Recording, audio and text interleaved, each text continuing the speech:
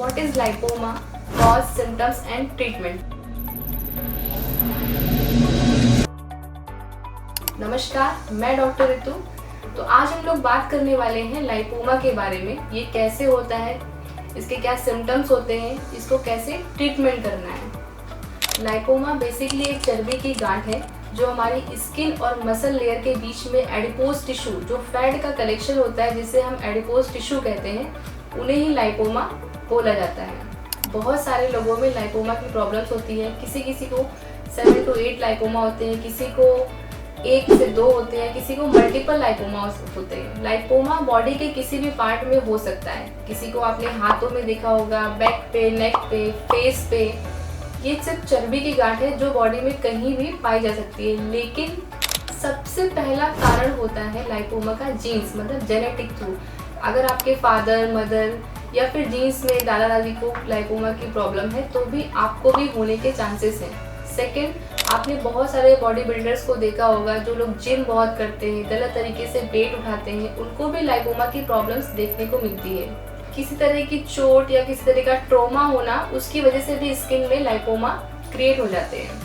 तीसरा कारण होता है कि जो लोग बहुत ज़्यादा नॉनवेज इंटेक करते हैं, बॉडी में चर्बी इकट्ठा होना चालू हो जाता है। नॉन वेजिटेरियन लोगों को ये ज़्यादा प्रॉब्लम देखने को मिलती है। लाइपोमा के सिम्टम्स क्या होते हैं? लाइपोमा हमारी स्किन पे सॉफ्ट टिश्यू की तरह के रहता है। इसमें ना तो किसी तरीके का फैट कलेक्शन होता है, ना ही कोई पस कलेक्शन देखने को मिलेगा।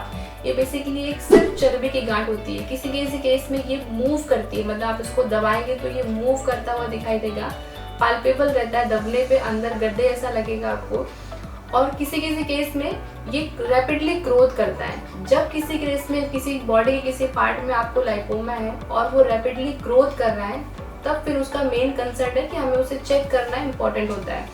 बाकी इसकी ग्रोथ बहुत ही स्लो होती है।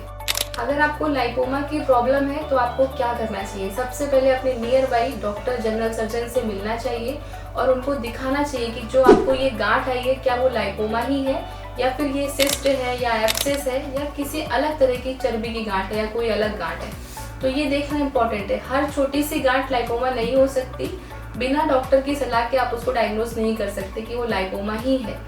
और अगर आपको लाइपोमा है तो आपको उसकी ग्रोथ को नोटिस करना है कि उसकी ग्रोथ कितनी टाइम में बढ़ रही है। 6 मंथ में अगर उसकी नॉर्मली ग्रोथ 1 to 2 mm बढ़ रही है तो इट इज़ ओके, बट उसकी रैपिडली ग्रोथ हो रही है तो फिर वो कैंसरस भी हो सकता है, जिसके लिए आगे टेस्टिंग वगैरह आपके नियर बाई डॉक्टर आपको सजेस्ट करेंगे। तो डॉक्टर से कंसल्ट करना बहुत इंपॉर्टेंट है इस केस में। तो इसमें बहुत सारे लोगों के क्वेश्चंस आते हैं कि लाइपोमा क्या विदाउट सर्जरी ठीक हो सकता है क्या? बिल्कुल हो भी सकता है और नहीं भी हो सकता है। Depend upon size.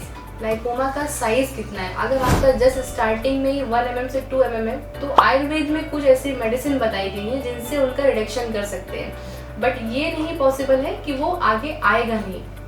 Depend upon आपकी लाइफ स्टाइल कैसी है, आपकी डाइट कैसी है, वो भी इस चीज़ पे डिपेंड करता है। अगर आपका साइज बहुत बड़ा है तो सर्जरी के लिए ज़रूर जाइए, मेडिसिन का उतना इम्पैक्ट नहीं आएगा।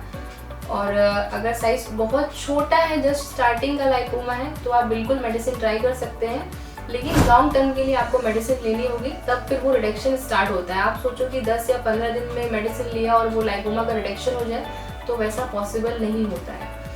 तो इसलिए कोई भी मेडिसिन लेने से पहले अपने नियर बाई डॉक्टर से कंसल्ट करें, लाइपोमा है या नहीं ये कंफर्म करें, उसके बाद में ही नेक्स्ट स्टेप पे जाएं। वीडियो को यहाँ तक देखने के लिए थैंक यू। इसी तरह हमारे चैनल को सब्सक्राइब और लाइक करिए और आगे वीडियो को शेयर करिए। Thank you for watching.